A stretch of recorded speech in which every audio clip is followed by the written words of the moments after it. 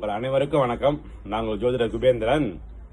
இந்த பதிவு வந்து மிக ஒரு அற்புதமான பதிவாக தான் அமையும் உங்களுக்கு. சரிங்களா? அதாவது இன்னைக்கு வந்து ஒரு அற்புதமான நாள்.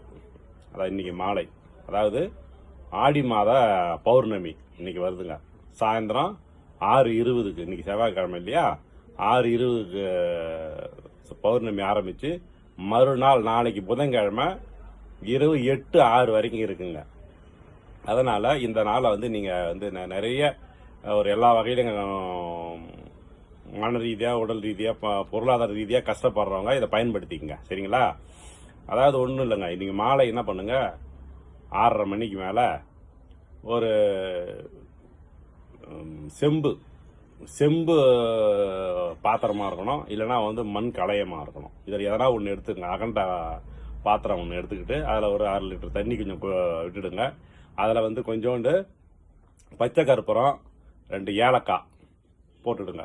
போட்டுட்டு அது கூடவே வந்து ஏதாச்சும் ஒரு சின்னதாக ஒரு வெள்ளி பொருட்கள், ஏதாச்சும் ஒரு காயின் இருந்தால், மகாலட்சுமி காயின் இருந்தால் ரொம்ப விசேஷம், ஆனால் காயின் போடலாம். அப்படி இல்லாத பட்சத்தில் ஏன்னா ஒரு வெள்ளி மோதிரமாவது ஒன்று போட்டுவிடுங்க. நல்லா மோதிரத்தை நல்லா கழுவிட்டு அதில் அந்த தண்ணியில் போட்டுடணும். தண்ணியில் போட்டுட்டு அந்த பௌர்ணமி ஆரம்பிக்குது இல்லைங்களா, அந்த நேரத்தில் வானமண்டலத்தில் வந்து நல்ல நல்ல நிலவு ஒளியை நல்லா பார்த்துட்டு மனசார பிரார்த்தனை பண்ணிங்க. எனக்கு இது வரைக்கும் இருந்த எல்லா கஷ்டங்கள்லாம் எல்லாம் என்னை விட்டு விளைக்கணும், எனக்கு பொருளாதாரம் நல்லா இருக்கணும், எனக்கு மனநிலை நல்லா இருக்கணும், உடல் ஆரோக்கியம் நல்லா இருக்கணும் அப்படின்னு சொல்லிட்டு உங்களுக்கு என்னென்ன வேண்டுதோ எல்லாத்தையும் வேண்டிக்கலாம். நல்லா வேண்டிக்கிட்டு அந்த தண்ணியை பார்த்து ஓம் ஸ்ரீ மகாலட்சுமியே நமக அப்படின்னு சொல்லிட்டு ஒரு 51 முறை சொல்லுங்க. 51 முறை சொல்லலாம். சொன்னீங்கன்னா ரொம்ப ரொம்ப நல்லதுங்க. 51 முறை ஓம் ஸ்ரீ மகாலட்சுமியே நமகா அப்படின்னு சொல்லிட்டு 51 முறை சொல்லிட்டு அந்த தண்ணி வந்து அப்படி திறந்த வெளியிலே இருக்கணுங்க. அது சரிங்களா? விட்டுடுங்க. விட்டுட்டு நீங்கள் போயிட்டு ஒரு 10 நிமிஷம் நிலவு ஒளியை பார்த்து நல்லா மனசார பிரார்த்தனை பண்ணிட்டு படுத்துக்குங்க.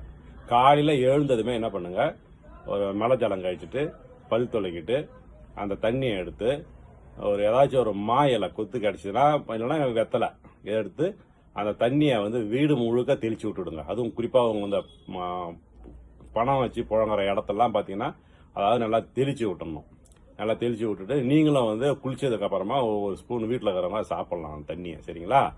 குடிச்சிட்டிங்கன்னா கண்டிப்பாக உங்களுக்கு வந்து ஒரு நல்ல எனர்ஜி கிடைக்கும், ஒரு எதிர்மறை ஆற்றல்லாம் விலகும். நாளைக்கு வந்து இன்னைக்கு பௌர்ணமி வந்து மிக விசேஷமானதுங்க.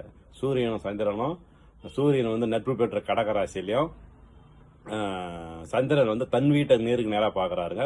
கூட குரு வேற இருக்குதுங்க. அதான் விசேஷம். மகா பௌர்ணமி